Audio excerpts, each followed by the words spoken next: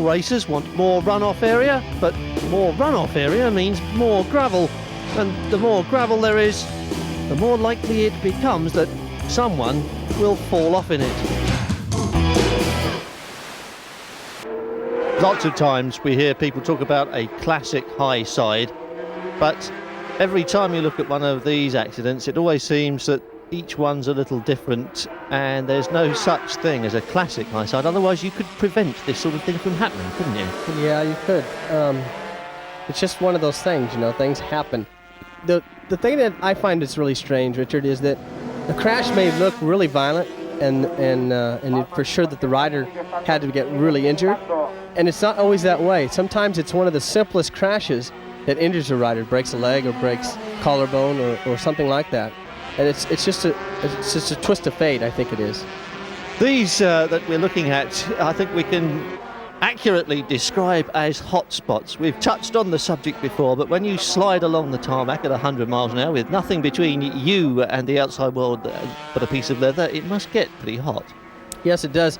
I've had a couple of burns. I've fallen off at Daytona about 170 mile an hour. And all I ended up with was 2 blisters. Actually, the leathers didn't burn through. It just got so hot that it blistered my skin. I've got to ask you where? On my forearm.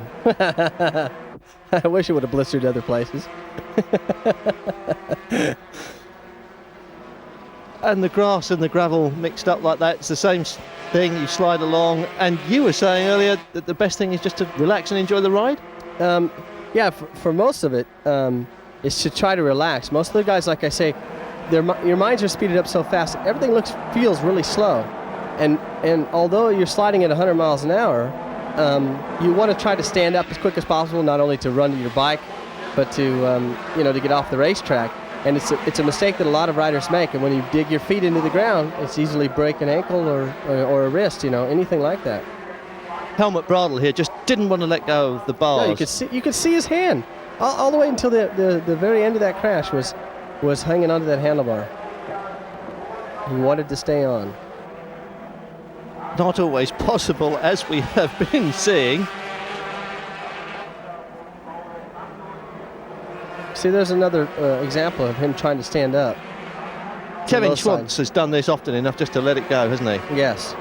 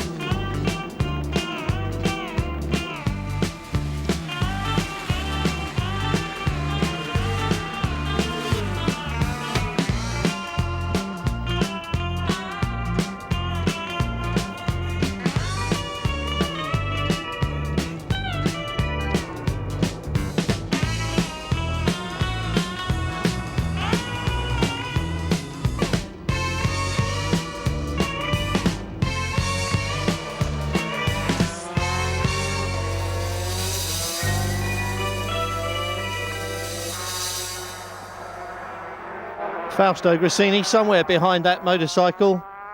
It's amazing sometimes how little those riders are, because the bikes are real little and you couldn't even see him behind it. Alex Barros doing what he did so much of in 1993. Yeah, that was a shame because he was leading that one and I probably would have won it. And you know what he's thinking in Brazilian, don't you? Yeah. Ow. That must burn. Yes, it gets quite hot. Another thing, a lot of these riders that don't have a lot of experience, not just in crashing, but experience period, they tend to try to get up. They try to get up too quickly, and it ends up throwing them back down again.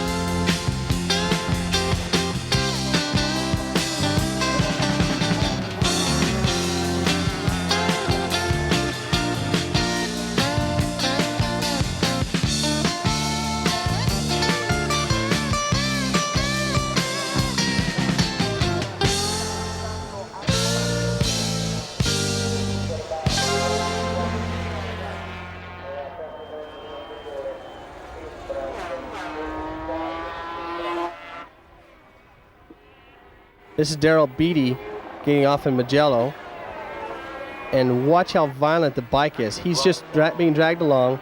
Now he's sliding around.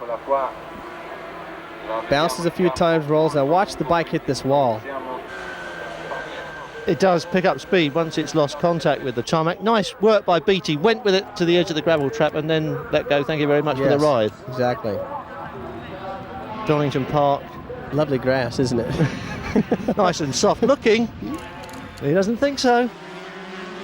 And this is Paul Brown. Just got his foot peg on the ground, and after that the back wheel's off the ground and you're finished, aren't you? You can see the bike just as it's going in the corner, how bad it's chattering in the rear. And that helps him get off.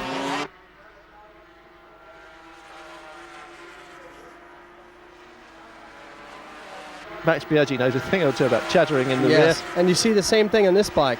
The bike, as it enters the corner, you'll see the front end start to chatter, and that's the things that we're always fighting with telemetry and so on to try to stop that. Another visit to the grass by Mr. van der Gorberg.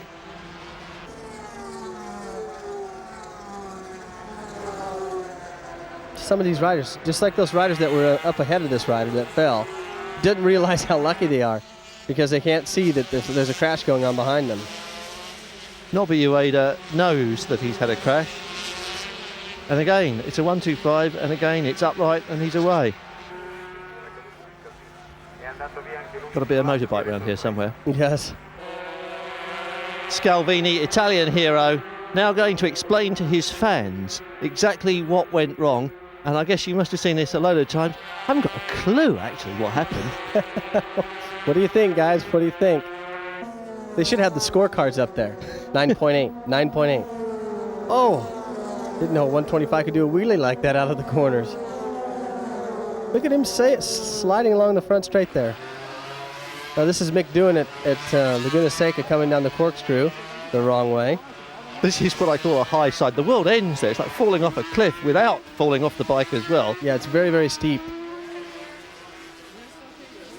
That's Mick Doohan's qualifying accident. And watch how he throws his arms up in the air like, oh, the hell with this. We think that there's a huge crowd of people applauding and he's saying something to them in Australian. Probably. That's Andy Stroud, also at Laguna Seca. And what a lot of runoff area, and how lucky he was. It's plenty of runoff area, that corner. Doohan again, this is the race. And the accident that put him out of the final round. He nearly rodeoed that one as he had at Mugello, but it didn't quite work. The bails got in the way. Mick Doohan down and out, and goodbye, Mr. Rougier.